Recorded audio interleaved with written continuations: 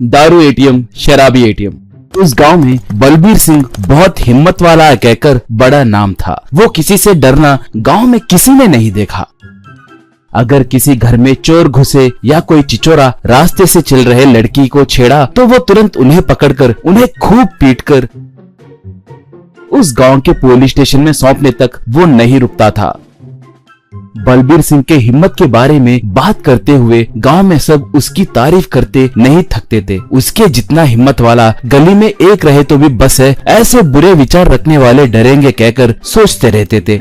एक बार गांव को नया नया आया एक आदमी एक से, वैसे ये बलबीर क्या करते रहता है, उसे इतनी हिम्मत कैसे आई कहकर पूछा तो वो, बलबीर सिंह कुछ नहीं करता, हर दम पीते रहता है। ऐसे पीने का भी एक कारण है, वो बचपन में डरपोक था, अंधेरे से डरता था, बिल्ली को देखे तो डरता था और आखिर में दीवार पे छिपकली को देखे तो भी डरता था। ये देखकर उसके पिता जो दारू की दुकान चलाते हुए अपने परिवार का पोषण करते थे, उन्होंने जैसे तैसे बेटे में से डर को निकालना है कहकर आए दिन 2 घूंट दारू पिलाकर उसे स्कूल को भिजाते थे। और तब से जो कुत्ते उसके पीछे पड़ते उन्हें बेरहमी से लात मारना, अगर क्लास में टीचर छड़ी से मारे तो बिना डरे हाथ को दिखाकर मार खाना, ऐसे हिम्मत वाले काम करते रहता था। रणबीर कितना हिम्मत वाला है देखो तो कहकर आश्चर्य होकर देखते तो ऐसे हिम्मत दिखाने में बहुत मजा आ रहा है सोचकर उसे दिन भर दारू पीना आदत से पड़ गया। इतने हिम्मत वाले बलबीर को उसकी पत्नी गुरलीन की डांट से बहुत डर लगता है। तुम बेवड़े हो, ये सच छुपाकर तुम्हारे घर वालों ने मुझसे तुम्हारी शादी की। कम से कम कोई काम तो करोगे सोचे तो वो भी नहीं है। मैं बहुत परेशान हो रही हूँ। मेरे मायके वाले महीने महीने थोड़े पैसे भिजा रहे हैं, उसके मदद से तुम्हें थोड़ा देके मैं कुछ खा पा रही हूँ, नहीं तो हमें रोड पे रहना पड़ता था। सब मेरे फूटे कर्म है जो तुम मुझे मिले कहकर डांटती थी। अब तुम सोच रहे होगे तो उसे पीने के लिए आए दिन पैसे कहाँ से मिलते हैं। उस गांव में देसी दारू बहुत सस्ती होती है, आए दिन पत्नी के देने वाले 20 रुपयों से ही वो एडजस्ट हो जाता है। एक बार लुधियाना से गुरलीन का भाई कुलदीप सिंह बहन को देखने के लिए वहाँ पर आया।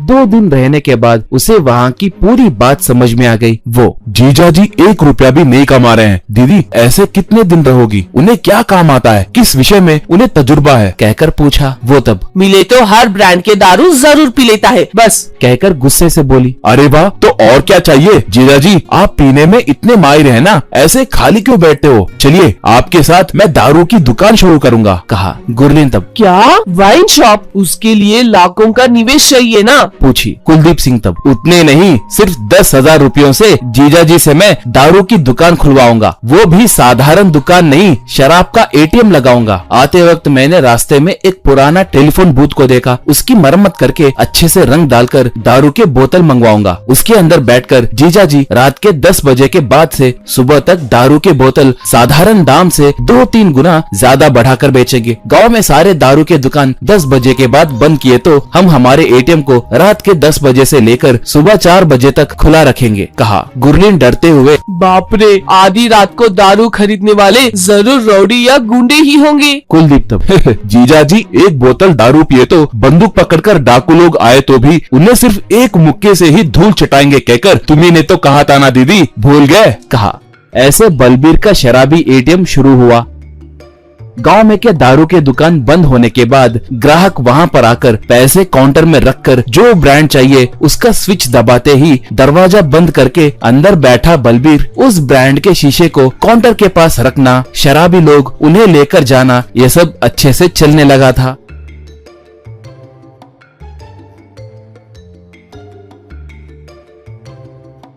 एक बार रात के समय 2 लोग आए, एक ने स्विच को दबाया। बलबीर उन पैसों को लेने हाथ बढ़ाते ही एक ने उस हाथ को पकड़कर दरवाजा खोलो कहा। बलबीर तब, पहले हाथ छोड़ो, बोतल दूंगा कहा। वो, मुझे एक बोतल बस नहीं होगा, अंदर आकर हमें जो चाहिए वो बोतल लेंगे कहकर दूसरे ने कहा। बलबीर तब, नहीं खोलूंगा कहा। वो, नहीं खोले तो तुम्हारे एटीएम बूथ को नाश करेंगे, तुम्हारे सारे बोतल नीचे गिराएंगे कहकर दूसरे ने कहा। अब बलबीर को गुस्सा आकर 1 क्वार्टर दारू घट घट पीकर बाहर आया। बलबीर तब, मैंने तुम्हारे जैसों को बहुत देखा है, तुम क्या चीज हो कहकर दोनों को पकड़कर पागल कुत्तों के जैसे उन्हें मारते हुए घसीटने लगा।